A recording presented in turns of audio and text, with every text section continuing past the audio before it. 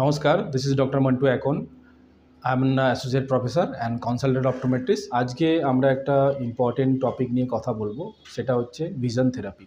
Vision থেরাপিটা কী? So vision therapy is one type of, we can say is eye exercise. And এটা হচ্ছে আমাদের চোখের সঙ্গে ব্রেনের একটা কানেকশান বলতে পারেন। চোখের সঙ্গে ব্রেনের একটা যে নিউরোমাস্কুলার কানেকশানটাকে বেটারভাবে অ্যাপ্রোচ করা আর বেটার তৈরি করা through some technique or through some therapy. Now vision therapy কোন কোন কন্ডিশনে হেল্প করতে পারে? সবথেকে প্রথম কন্ডিশন দ্যাট ইজ কল, আমরা নাওএডেজ আমরা দেখি অনেক পেশেন্টদের মাথা ব্যথা করে, যেটাকে আমরা বলি headache. Lot of patient they are getting headache.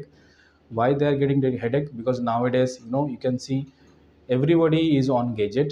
প্রত্যেকটা বাচ্চা বলুন বা অ্যাডাল্ট বলুন, like for the kids they are doing using mobile, they are using laptop. For the adult they are using some computers or maybe phones. So we are all the time in on gadgets. So এটার জন্য প্রবলেমটা কী হচ্ছে, মানে কিছুক্ষণ use করার পর অনেক পেশেন্টদের যাদের মাথা ব্যথা করে, চোখ দিয়ে জল পড়ে, দেন they sometimes they stain, back stain also, so lot of problem can be happen, and dryness ও হতে পারে because of the using of computers or any type of electronic gadgets. So যেটাকে আমরা ইন অ্যান্ড ওভারঅল একটা বলতে পারি যে computer vision syndrome. So computer vision সিনড্রোমকেও তাদের আমরা থেরাপি করতে পারি, যেখানে আমাদের লেন্স বা মাসেলগুলো যেটা ওভার অ্যাকশন বা আন্ডার অ্যাকশন করে, বা লেন্সটা ওভার অ্যাকশন বা আন্ডার অ্যাকশন করে, সেটাকে আমরা থেরাপির মাধ্যমে আবার নর্মাল স্টেবিলাইজ করতে পারি। সেকেন্ড কন্ডিশন যেটা দেখা গেছে সেটা হচ্ছে অ্যামব্লায়োপিয়া, যেটাকে আমরা বলি generally lazy I. So lazy I বা অ্যামব্লায়োপিয়া হচ্ছে যেখানে চশমা দিয়ে বা মেডিসিন দিয়ে পেশেন্টের বা কোনো রকম সার্জিক্যাল ইন্টারভেনশন দিয়ে পেশেন্টের কোনো রকম ভিশন ইমপ্রুভমেন্ট করে না।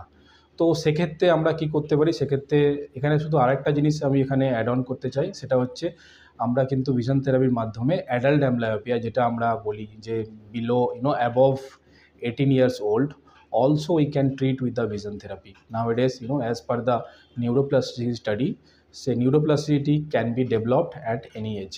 So amblyopia, it can be for kids or it can be for adult, that also can be treated, যেটাকে আমরা বলি লেজি আই। থার্ড হচ্ছে স্ট্র্যাবিসমাস, যেটাকে আমরা বলি স্কুইন্ট, যেটা স্কুইন্টিং বা ট্যারা চোখেরও আমরা ট্রিটমেন্ট করি, সেটা হচ্ছে ভিশন থেরাপি দিয়ে। ভিশন থেরাপিতে আমরা ট্যারা চোখটাকেও স্টেবিলাইজ করতে পারি, তাদের স্টিরিওপসিস ডেভেলপ করতে পারি, তাদের বাইনোকুলার ভিশন ডেভেলপ করতে পারি, অ্যান্ড অনেকটাই অ্যারাউন্ড 80 to 90% স্ট্র্যাবিসমাসের success rate with vision therapy হতে পারে। নেক্সট হচ্ছে আরও অনেক কন্ডিশন আছে যেগুলোতে ভিশন থেরাপি অনেক বেশি ভালো হেল্প করে। যেমন আমরা যেটাকে দেখি, যেটাকে আমরা বলি ট্রমাটিক ব্রেন ইঞ্জুরি বা stroke. After traumatic brain injury or any type of stroke, পেশেন্টদের তাদের অনেক কিছু প্রবলেম হয়। তারা ভালো করে কনসেন্ট্রেট করতে পারে না, তারা সামটাইম ডবল ভিশন দেখে, তাদের হেডেক হয়, তাদের সানলাইটে প্রবলেম হতে পারে। Even we have a mid line over year, mid লাইনটা শিফট হয়ে যায়। শিফট হওয়ার জন্য কি হয়, তারা নিজেরা ব্যালেন্স করতে পারে না। তারা যখন রোড ক্রস করে বা স্টেয়ার ওয়াক করে, তাদের সেখান থেকে অনেক বেশি ডিফিকাল্টি হয়, বা কারণ তাদের মিড লাইনটা শিফট হয়ে যায়। তো সিম্পল ইয়োগ প্রিজম দিয়ে আমরা মিড লাইনটাকে রিস্টোর করতে পারি আবার, অ্যান্ড উইথ ভিশন থেরাপি দিয়ে তাদের যে প্রবলেমগুলো, তাদের যে সিমটোম্যাটিক প্রবলেমগুলো, সেই সিমটোম্যাটিক প্রবলেমগুলো অনেকটাই আমরা রিজলভ করতে পারি ভিশন থেরাপি দিয়ে।